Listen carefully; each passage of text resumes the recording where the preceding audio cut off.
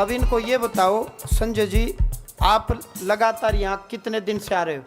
जय श्री राम जी। मैं 5 दिन से, पहले दिन मैं आया था तो यहाँ से दरबार समाप्त करके मैं अपनी कुल देवी हमारी बनभोरी वहाँ चला गया, माता रानी के दर्शन करे। मैंने माता रानी से दरखास्त लगाई कि महारानी आप, ये दरखास्त आपके श्री चरणों में है, मेरे ऊपर कृपा करें।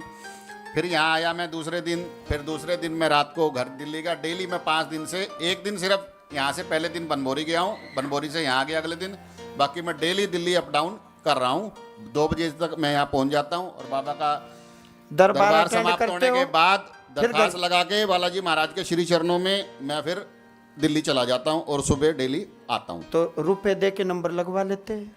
बाबा इन बातों में किए तो मैं रुपये दे के लगे आपके यहाँ, ये तो सच्चा दरबार है। बोलिए सच्चे दरबार की। यहाँ तो श्रद्धा भावना और 20 रुपए की दरखास्त से लगता है। आज तीनों ने दरखास्त लगाई थी और 2 मेरा भाई और उसकी घरवाली भी बैठे हैं, ऑनलाइन लगाई थी। मैंने कहा बाबा आज आखिरी दिन संजय पर कृपा होगी, घर से रोग खत्म होंगे, काम धंधे में भयंकर उन्नति होगी, भयंकर ताबड़तोड़। बाबा मेरे शत्रु बहुत हैं लोग, मैं किसी का मन आता। अच्छा, ओम प्रकाश और उसके परिवार से और राजेश से व्यवहार रखें, झगड़ा न करें।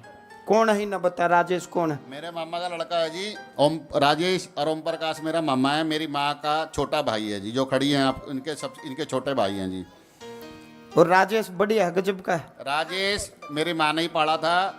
जब हम लेट हुए थे, ब्याह के 8-9 साल बाद हुए थे, 9 साल बाद हुए थे, मेरी माँ के पास रहता है और अटूट स्नेह रखता है, जितना मेरा सगा भाई रखता है उससे भी ज़्यादा रखता है। दुख सुख का साथी है, कोई कभी दुख तकलीफ होती है हम अपने घर वालों से नहीं शेयर करते, उससे कर लेते हैं। भगवान उसको लंबी आयु दे। तो ये बाबा जी ने ठीक बताई, हंसी वाले ने बिल्कुल बताई बाबा, साक्षात है। और राम निवास पित्र है, घर में बैठा, यहाँ नहीं आया, अगली बार समन भेज दूंगा, आ जाएगा। वो भी मेरे से बड़ा भाव रखते हैं। मेरे को कहता है बेटा मैं तेरे परिवार की रक्षा में हूँ। मैं सुबह शाम उनका भजन करता हूँ जी।